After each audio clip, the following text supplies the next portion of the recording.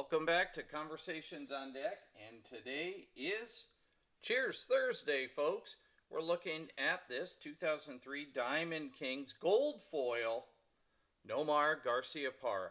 And this came in the mail about a week ago from my good friend Kyle, Babe Ruth Collector, otherwise known as Mr. Bubblegum on Instagram. Go check him out. Then I got a couple other cards there that I'll talk about in a few minutes. But let's talk about Nomar, born July 23rd, 1973 in Whittier, California. You know, if you say Whittier up here in Alaska, you're going to go to a beautiful place where you're going to see the mountains, you're going to see the water, you're going to see glaciers. It's going to be absolutely incredible. Well, I digress. Let's go back to Nomar's 2003 season, which was incredible, folks.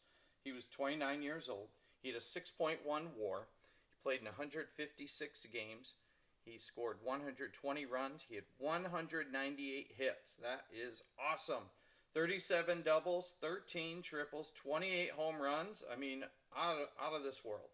11 hit by pitches, 105 RBIs, 19 stolen bases, 39 walks, 61 Ks, a 301 batting average, and he was an all-star. Man, he packed a lot into that season. So let's start off with a Nomar quote here. Back then, my idol was Bugs Bunny. And when I saw a cartoon of him playing ball, you know, the one where he plays every position himself with nobody else on the field but him. Now that I think of it, Bugs is still my idol. You have to love a ball player like that. Yeah, you know what, Nomar? I love Bugs Bunny. I remember watching that cartoon as a kid, and anytime I see that cartoon flipping through the channels, I'm going to stop and I'm going to watch the whole game. And it's kind of cool. You know, that cartoon from the Looney Tunes goes all the way back to 1946, right after the end of World War II. And Upper Deck came out with some Looney Tune crossover cards. Here's one of them. This is not Bugs, but this is his nephew, Clyde. And these were kind of fun cards that came out. And then they also had trivia questions in the back. And fun cards. And, you know, you got to laugh. The Looney Tunes, man, those things are so awesome. And so that's one thing I wanted to talk about. The other thing was I wanted to read this about Nomar, and you guys are going to understand this completely. There's a fine line between being superstitious and having a routine. The batter's box ritual was actually just a routine. It was just something I did. However, I definitely consider myself to be very superstitious too. I would never step on the white lines on the field, but like I said, there's a fine line between the two. End quote. And that's him saying that as an analyst after baseball was over. I loved watching Nomar in the batter's box. I think everybody did. I mean, to think about his routine, you know, he gets into the batter's box, he starts adjusting things. He's doing the Velcro check, wristband alignment, the tippy toe taps, the two-step, lock and loading, you know, winding up the bat, and you're thinking he does this every single pitch. Every single pitch.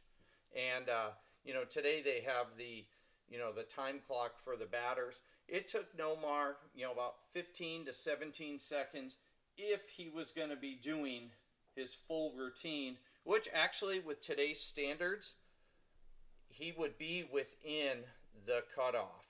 But it would be close, folks. You know, I don't know about you again. Nomar was so much fun to watch, you know, as a fielder. He was so much fun to watch as a player.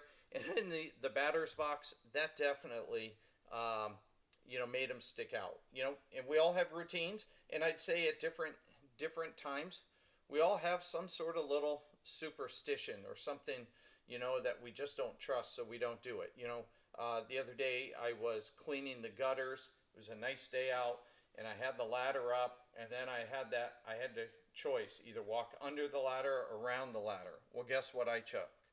I went around the ladder. I just didn't want to do that. Okay, it was just kind of one of those weird things. Okay, but now I also have this card here, and this is a card. I'll light it up.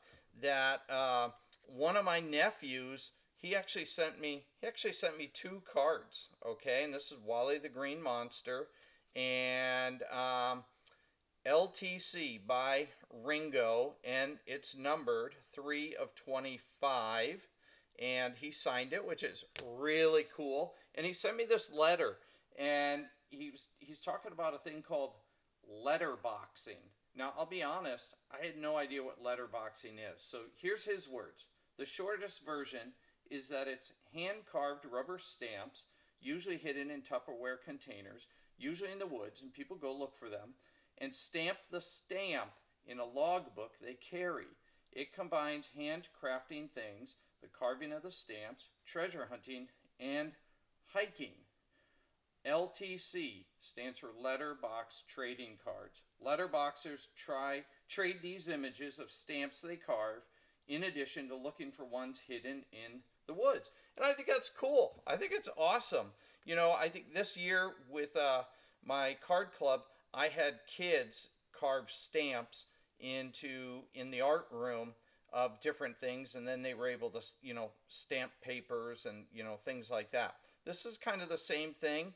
I think it's really cool, LTC. So I'm going to be looking out for more of these, from my nephew. He's a very dedicated Red Sox fan, and I remember going to see a game with him at Fenway Park with my dad. Oh man, a long time ago, and we were in the bleachers, and it was hot, and my dad had a rule: he's not buying any cold drinks until the seventh inning stretch. And I'll tell you, I was thirsty, and I think my nephew Ringo was too. But yeah, that's a great memory that he and I will share that we had with my dad or with his grandpa G. So, anyways, cheers Thursday! What a great day to celebrate the Boston Red Sox. What a great day to celebrate the Looney Tunes. What a great day to celebrate letterbox trading cards. I learned something new, and hopefully you guys learned it too. So cheers to you in the hobby. Cheers to Nomah Garciaparra.